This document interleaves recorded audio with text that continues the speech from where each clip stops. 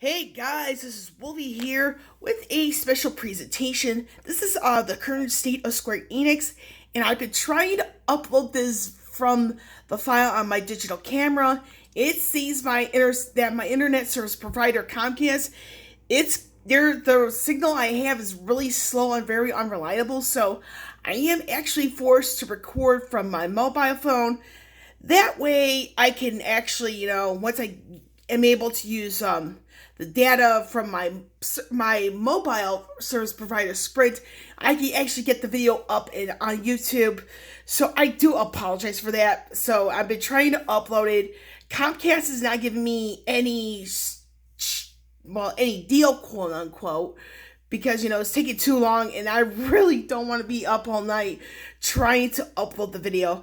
But yes, this is on the current state of Square Enix, and a lot of this video is going to be on some stuff from 2018, and I'm going to leave my opinion on their future until the very end, along with some 2019 information.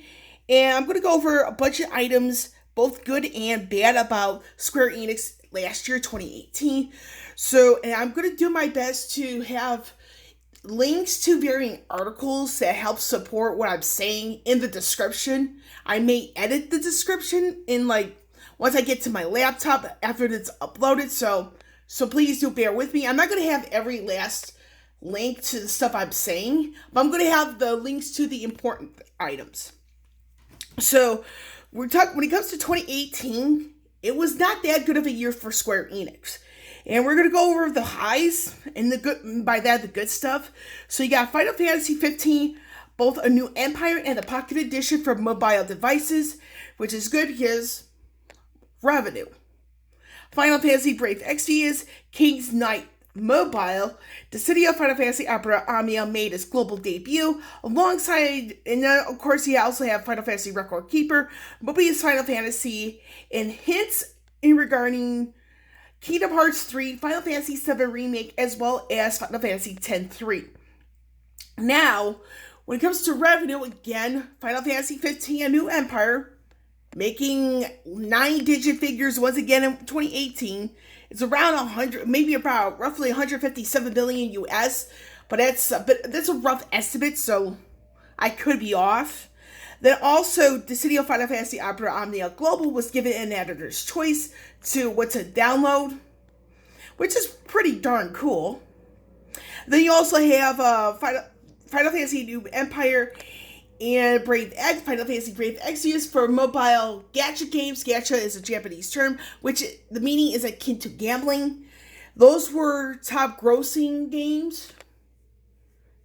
And then also with Final Fantasy Brave Exvius, they have their own Fan Festa, as well as hints from the Final Fantasy Fan Festa in Japan. There is another Final Fantasy Brave Exvius game coming. It might be 2020 for global. It's probably going to be sometime this year for Japan. It's called War of the Visions. This is Final Fantasy Brave Exvius.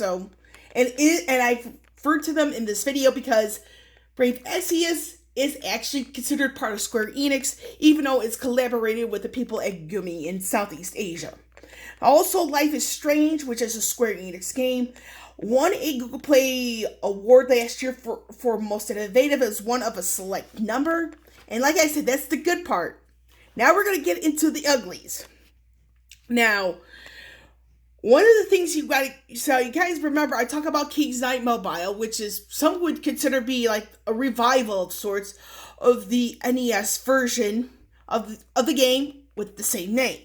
Now in June 2018, and this was after Square Enix reported a loss of 4% in their shares. Again, and both of these items are in the same month. King's Knight Mobile got the axe, meaning that it's definite loss of revenue. Now, in regards to Final Fantasy 15, this is kind of a bit of a big one because a lot of stuff happened kind of in close succession with each other, if you will. So you have $33 million US loss, and this is based on the studio that's behind Final Fantasy 15. Then also with the Wii Shop, where it's like you actually go into the Wii store or buy certain games, That's no longer there for the Wii. So there is some loss of revenue there. Also, in regards to Final Fantasy 15, the director Hajime Tabata quit on good terms from what I understand. It could be something else for all I know. But we will wait and see. And then with Final Fantasy Break Exvius, turns out towards the end of 2018, actually before I get to Brave Exvius, there were 75% of the downloadable content for 15 that got the axe. That's Noctis, Luna Freya, and Arania. I think that's how you pronounce her name. So those episodes are no more. And you also don't have Dawn in the Future, the gameplay format. And there's also some support for the PC version that also got the axe. So goes a decent amount of revenue right there. Then, in addition to all of that, from the and this is outside Final Fantasy 15, the city of Final Fantasy NT had abysmal was abysmal in sales. By November 2019, it's like less than 500,000 copies sold. So they were kind of forced to do another version, which is the free version, quote unquote. And it's more free to play than it isn't. I'll reserve my opinions on that for later. Now, when it came to Final Fantasy Brave Exvius, there were issues aplenty for both Android and iOS devices throughout the year. Now, one notable issue, and this costed the iOS users 1 day of gameplay, which is something went on. I'm not so sure. I forgot what happened. I think it was something alongside the Apple Store, having a bit of a delay of sorts of giving the game the okay to get their stuff in. And yeah, it was a real mess. I remember that incident. And then when it came towards the end of 2018, Final Fantasy Brave Exvius' servers somehow got hacked into. And again, it's something I kind of remember reading off of the official Final Fantasy Brave Exvius Facebook page. So, yeah. And in addition to all of that, when it comes to the mobile games, and I'm going to go into this a little bit further, is that the country of Belgium actually enforced their bans on loot boxes. So you got the City of Final Fantasy Opera Omnia, Final Fantasy Brave Exvius, Mobius Final Fantasy, and there's a Kingdom Hearts game that also got the boot from Belgium due to these bans. And the Netherlands have also have bans on loot boxes, but we do. But I'll go into the Netherlands bit with my opinion at the end of the video. But there is a ban on loot boxes in the Netherlands as well as Belgium. And to make things a little bit worse, Mobius Final Fantasy is no longer available to play in North Korea, and this is outside of Belgium. So you can tell there's a potential of quite a bit of loss in revenue. And then let's see here. I'm looking at my notes. So, and then there's the stock market. It gradually went down for Square Enix. It gradually went down throughout the year, and it's kind of scary, where you see it at the beginning of 2018, as opposed to where you see it at the end of 2018. Now, this is probably going to be one of the few things I will not have any links to because it's an image, and I was trying to find it, and I really just can't get a proper link going on that. So, and then another bad, a low, if you will. So you got footage from Kingdom Hearts 3. It was late 2018. And the reason why I know this, it was confirmed on the Instagram accounts of both Square Enix and Kingdom Hearts, both of them saying that there was footage released from Kingdom Hearts 3 that wasn't supposed to be released. They asked their viewers to not see the video, to not share the video. And that's something I love and admire, respect about that, in that regard.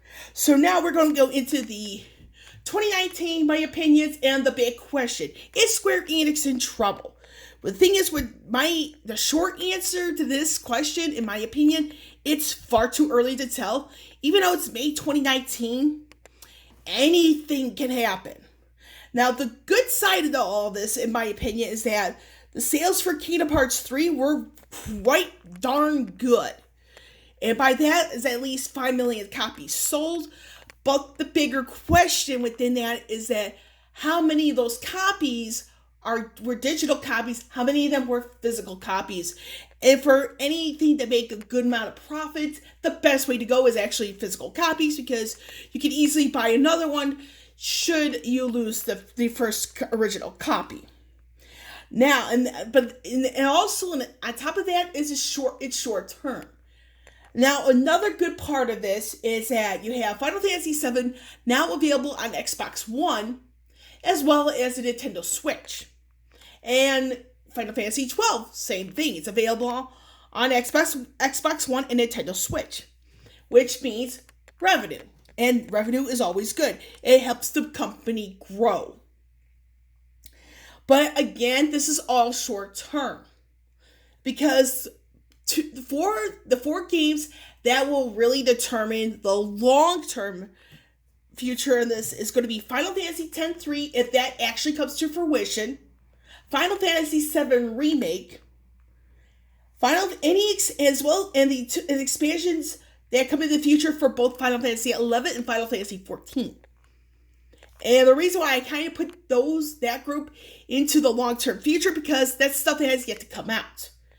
And those games do really well, and especially they sell more physical copies. I mean, Square Enix I wouldn't say probably, but very likely rise from the ashes about this and be a better company.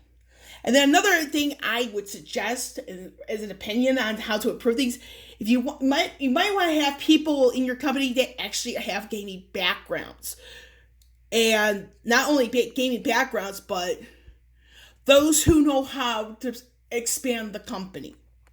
Because the more bad decisions, and then that is in the eyes of some, or questionable in the eyes of some others, if you make questionable / bad decisions, you're gonna get the results are gonna be crap.